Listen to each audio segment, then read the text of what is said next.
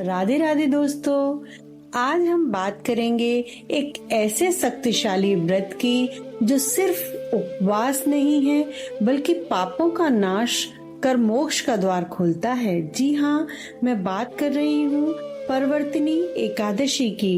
ये पावन एकादशी हर साल भाद्रपद मास के शुक्ल पक्ष में आती है। इसे पद्मा एकादशी या जल झूलन एकादशी भी कहा जाता है। मान्यताओं के अनुसार इस दिन भगवान विष्णु योग निद्रा के बाद अपनी करवट बदलते हैं।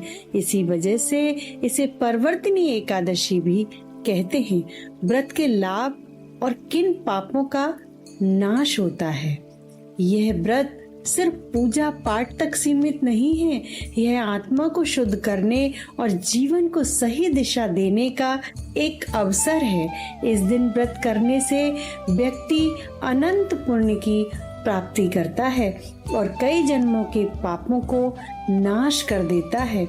विष्णु पुराण और स्कंद पुराण जैसे धर्म ग्रंथों में इस एकादशी का विशेष उल्लेख मिलता है। इस व्रत को सच्चे मन से करने से व्यक्ति को कई लाभ मिलते हैं।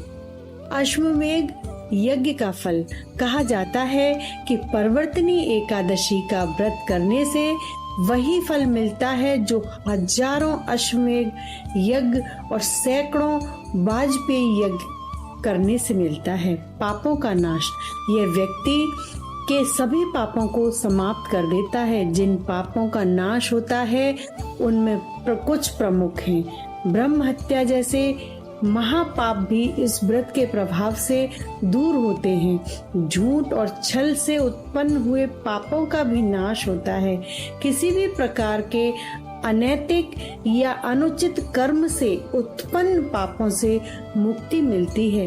रोगों से मुक्ति, इस व्रत को विधि विधान से करने से व्यक्ति शारीरिक और मानसिक रोगों से भी मुक्त होता है। मोक्ष की प्राप्ति, सबसे बड़ा लाभ यह है कि यह व्रत व्यक्ति को मोक्ष के मार्ग पर ले जाता है। व्रत के पुण्य से व्यक्ति अंत में वैकुंठ धाम को प्राप्त करता है। आइए अब जानते हैं पूजा की विधि।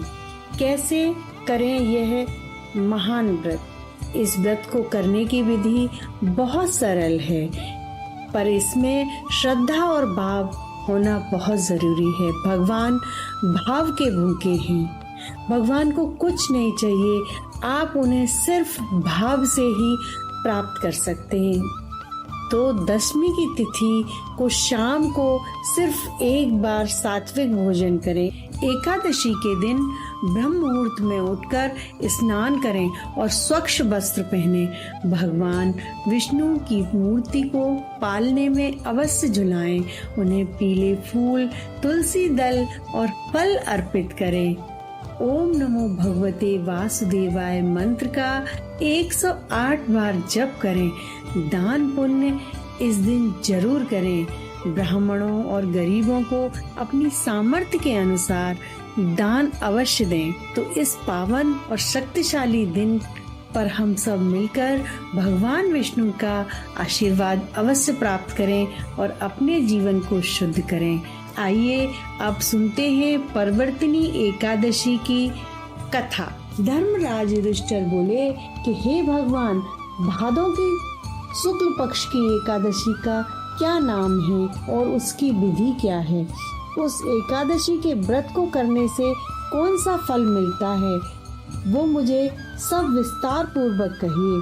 भगवान श्री कृष्ण बोले कि हे राजश्रेष्ठ, अब मैं अनेक पाप नष्ट करने वाली तथा अंत में स्वर्ग प्रदान करने वाली भादों की शुक्ल पक्ष की बामन नाम की एकादशी की कथा को कहता हूँ। आप इसे ध्यान पूर्वक सुनो। इस एकादशी को जयंती एकादशी भी कहते हैं। इस एकादशी की कथा सुनने मात्र से ही समस्त पापों का नाश हो जाता है। इसी एकादशी के व्रत का फल वाजपेयी यज्ञ के फल से भी अधिक है। इस जयंती एकादशी की कथा से नीच पापियों का उद्धार हो जाता है। यदि कोई धर्मपरायण मनुष्य एकादशी के दिन मेरी पूजा करता है तो मैं उसको संसार की सभी पूजाओं का फल दे देता हूँ। जो मनुष्य मेरी पूजा करता है मेरे लोक की प्राप्ति होती है उसे। इसमें किंचित मात्र भी संदेह नहीं है। जो मनुष्य इस एकादशी के दिन श्री वामन भगवान की पूजा करता है वह तीनों देवता अर्थात ब्रह्मा, विष्णु, महेश की पूजा करता है। जो मनुष्य इस एकादशी का व्रत करते हैं उन्हें इस संसार में कुछ भी करना शेष नहीं रहता है। इस एकादशी के दिन श्री विष्णु भगवान करवट बदलते हैं, इसीलिए इसे परिवर्तनी एकादशी भी कहते हैं। इस पर श्री युधिष्ठिर बोले, हे भगवान, आपके वचनों को सुनकर मुझे महान संदेह हो रहा है कि आप किस प्रकार सोते तथा करवट बदलते हैं। आपने बलि को क्यों बांधा और वामन रूप धारण करके क्या लीलाएं की।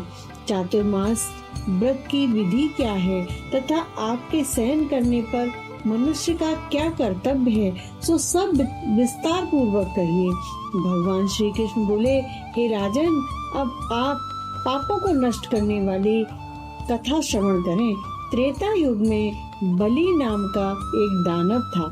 वह अत्यंत भक्त, दानी, सत्यवादी तथा ब्राह्मणों की सेवा करने वाला था। वह सदैव यज्ञ, तप आदि किया करता था। वह अपनी भक्ति के प्रभाव से स्वर्ग में इंद्र के स्थान पर राज्य करने लगा। इंद्र तथा अन्य देवता इस बात को सहन न कर सके और भगवान के पास जाकर प्रार्थना करने लगे। अंत में भगवान ने वामन रूप धारण किया।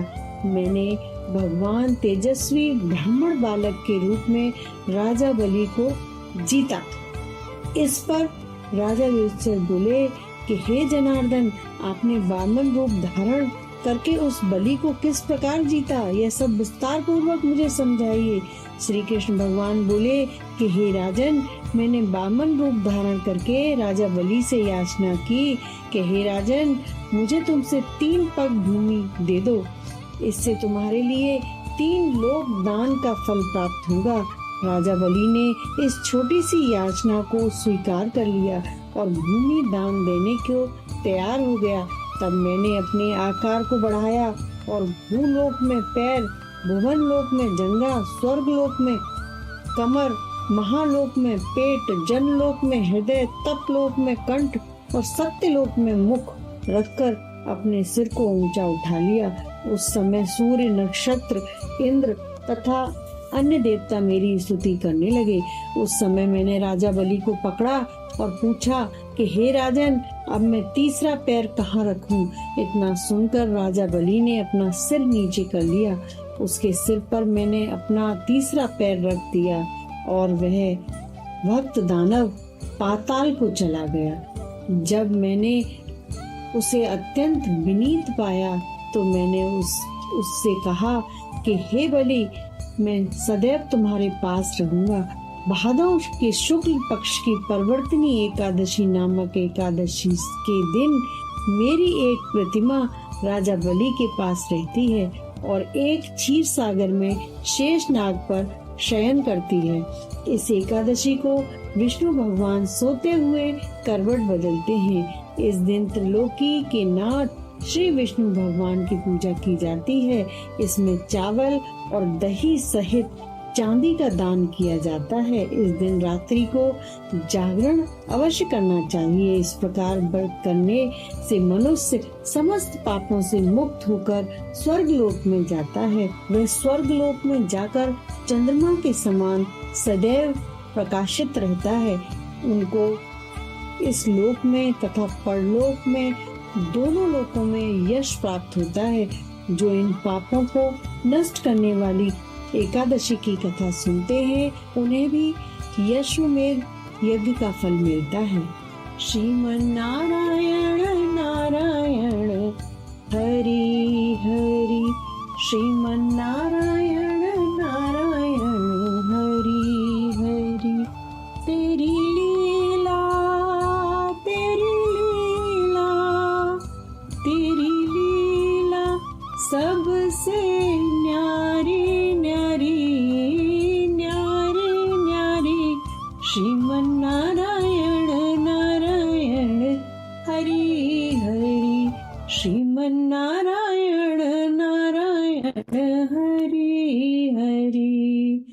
राधे राधे। चैनल को लाइक करें, शेयर करें, सब्सक्राइब करें।